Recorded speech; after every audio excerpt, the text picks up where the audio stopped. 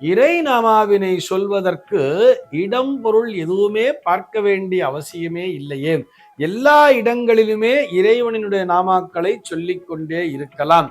எதற்கு கட்டுப்பாடு விதித்திருப்பார்கள் சொன்னா, வேத மந்திரத்தை சொல்வதற்குத்தான் கட்டுப்பாடினை விதித்திருப்பார்கள்.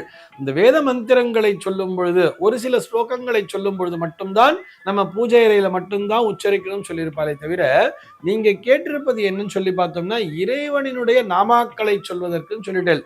ஒரு நாமாவளியே நமக்கு தெரியும். அது ஒரு விஷ்ணு சகஸ்ரநாம நாமாவளியாக இருக்கலாம், அல்லது லலிதா சகஸ்ரநாம நாமாவளியாக இருக்கலாம். இதையெல்லாம் தாராளமாக நாம் பேருந்தில் பயணிக்கும் பொழுதும் சொல்லிக் கொண்டிருக்கலாம். பேருந்து பயணம் மாத்திரமல்ல, நம்ம வேற ஏதோ ஒரு வேலையை செஞ்சுட்டு இருக்கோம் சொன்னா, உதாரணத்திற்கு இல்லத்தரசிகளே எடுத்துப்போமே. இல்லத்தரசிகள் வீட்டிலே சமையல் செய்து கொண்டிருக்கிறார்கள் என்று சொன்னால், அந்த சமையல் செய்யும் பொழுது கூட, ஒரு காய்கறிகளை நறுக்கும் பொழுது கூட லலிதா சகஸ்ரநாமம் போன்ற நாமாவளிகளை தாராளமாக சொல்லிக்கொண்டே பணிகளை செய்யலாமே. அப்படி செய்யும் பொழுது அந்த சமையலிலும் கூட தெய்வீக சாநித்தியம் என்பது சேர்ந்து விடுகிறது அல்லவா.